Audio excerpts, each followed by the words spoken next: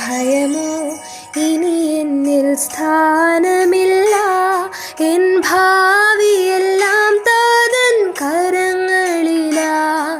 നിരാശ ഇനി എന്നെ തൊടുകയില്ല, പ്രത്യാശയാൽ അനുദിനം വർദ്ധിക്കട്ടെ. ഭയമോ ഇനി എന്നിൽ സ്ഥാനമില്ല. നീതിയെ അറിയുന്നവരും ഹൃദയത്തിൽ എൻ്റെ ന്യായപ്രമാണമുള്ള ജനവുമായുള്ളവരെ, എൻ്റെ വാക്ക് കേൾപ്പീൻ. നിങ്ങൾ മനുഷ്യരുടെ നിന്ദയെ ഭയപ്പെടരുത്, അവരുടെ ദൂഷണങ്ങളെ പേടിക്കുകയും അരുത്. Listen to me, you who know righteousness, you people in those heart is my law. Do not fear the reproach of men, nor be afraid of their insults. യെശയ്യാവ് 51:7 എഴുതിയിരിക്കുന്ന ഈ ജനത്തിന്റെ പ്രത്യേകത രേഖപ്പെടുത്തിയിരിക്കുന്നത്: ഒന്നാമത്, അവർ നീതിയെ അറിയുന്നവരാകുന്നു. രണ്ടാമത്, ഹൃദയത്തിൽ ന്യായപ്രമാണമുള്ളവർ. അങ്ങനെയുള്ളവരോട് പറയുന്നു, നിങ്ങൾ മനുഷ്യരുടെ നിന്ദയെ ഭയപ്പെടരുത്, അവരുടെ ദൂഷണങ്ങളെ പേടിക്കുകയും അരുത് എന്ന്. ഈ വാക്കുകൾ എക്കാലത്തുമുള്ള ദൈവജനത്തിന് വേണ്ടിയുള്ളതാകുന്നു. നീതിയെ അറിയുന്നവർ എന്ന് പറയുമ്പോൾ അവർ ദൈവത്തിൽ വിശ്വസിക്കുന്നവരും ദൈവത്തിന്റെ വ്യവസ്ഥകൾക്കനുസൃതമായി ജീവിക്കുന്നവരുമായിരിക്കും. ആരാണ് നീതിയുള്ളവരെന്ന് മോശ ഇസ്രായേൽ ജനത്തിനോട് പറഞ്ഞു കൊടുത്തിട്ടുണ്ട്. ആവർത്തന പുസ്തകം 6:25 ഇങ്ങനെ എഴുതിയിരിക്കുന്നു: നമ്മുടെ ദൈവമായ യഹോവ നമ്മോട് കൽപ്പിച്ചതുപോലെ നാം അവന്റെ മുമ്പാകെ ഈ സകല കൽപ്പനകളും ആചരിപ്പാൻ തക്കവണ്ണം കാത്തുകൊള്ളുന്നുവെങ്കിൽ നാം നീതിയുള്ളവരായിരിക്കും. മനുഷ്യരിൽ ആരെങ്കിലും ഇങ്ങനെ നീതിമാന്മാരായി തീരുവാൻ കഴിയുമോ? പാപത്തിൽ ജനിച്ചു വീണ മനുഷ്യൻ എങ്ങനെയാണ് നീതിമാനായി തീരുന്നത്? ദൈവിക ജ്ഞാനവും വെളിപ്പാടുമുണ്ടായിരുന്ന പൗലോസ് എന്ന അഗ്രഗണ്യൻ പറഞ്ഞു, നീതിമാൻ ആരുമില്ല, ഒരുത്തൻ പോലുമില്ല എന്ന്. പിന്നെ എങ്ങനെ നീതിയെ അറിയും? നീതിയെ അറിയുന്നവരുടെ ഹൃദയത്തിലാണല്ലോ ന്യായപ്രമാണം അഥവാ ദൈവവചനം ഉണ്ടായിരിക്കണമെന്ന് ഈ വാക്യത്തിൽ എഴുതിയിരിക്കുന്നത്. മനുഷ്യന്റെ യാതൊരു പ്രവർത്തനങ്ങൾ കൊണ്ടും നമുക്ക് നീതീകരിക്കുവാൻ കഴിയുകയില്ല. ഞങ്ങളുടെ നീതി പ്രവൃത്തികളൊക്കെയും കറപിരണ്ട തുണി പോലെ എന്ന് യെശയ്യാവ് 64:6 എഴുതിയിരിക്കുന്നു. പഴയ നിയമ ഭക്തന്മാരായിരുന്ന നോഹ, ഹാബേൽ, അബ്രഹാം ഇവരൊക്കെ നീതിമാന്മാരുടെ ഗണത്തിൽപ്പെട്ടവരാണ്.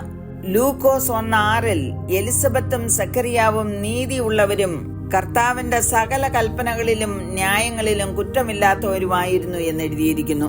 കൊർന്നല്യോസിനെ കുറിച്ച് അവൻ നീതിമാനും ദൈവഭക്തനും യഹൂദന്മാരുടെ സകല ജാതിയിലെ നല്ല സാക്ഷ്യം കൊണ്ടവനുമായിരുന്നു എന്നെഴുതിയിരിക്കുന്നു.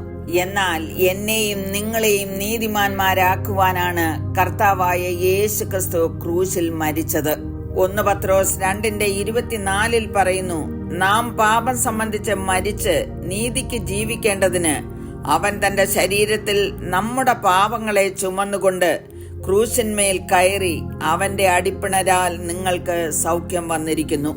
എന്റെയും നിങ്ങളുടെയും പാപത്തിനും കൂടിയാണ് യേശുക്രിസ്തു ക്രൂശിൽ മരിച്ചതെന്ന് വിശ്വസിക്കുമ്പോൾ ദൈവം നമ്മെ നീതിമാന്മാരാക്കി തീർക്കുന്നു. നീതിമാനായ ഒരുവൻ മാത്രമേ ഭൂമിയിൽ ജീവിച്ചിരുന്നുള്ളൂ, അത് കർത്താവായ യേശുക്രിസ്തു ആകുന്നു. യേശുക്രിസ്തുവിൽ വിശ്വസിക്കുന്ന മക്കളെ അവൻ നീതിമാന്മാരാക്കി തീർക്കുന്നു. അവർ കൽപ്പനകൾ പ്രമാണിക്കും.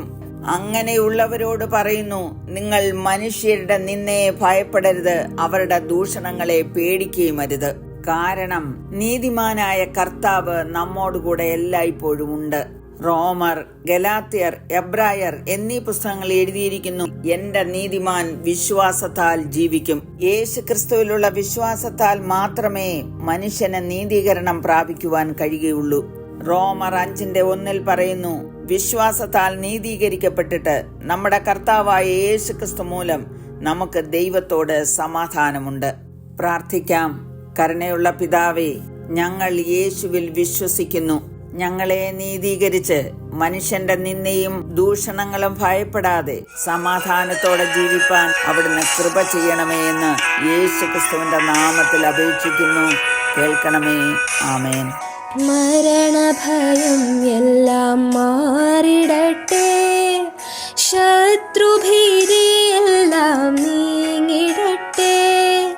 മരണഭയം എല്ലാം മാറിടട്ടെ, ശത്രുഭീതിയെല്ലാം നീങ്ങിടട്ടെ. മരണത്തെ ജയിച്ചവൻ, ശത്രുവെ തകർത്തവൻ, സകലത്തിനും മീതെ ഉന്നതനാം. മരണത്തെ ജയിച്ചവൻ, ശത്രുവെ തകർത്തവൻ, സകലത്തിനും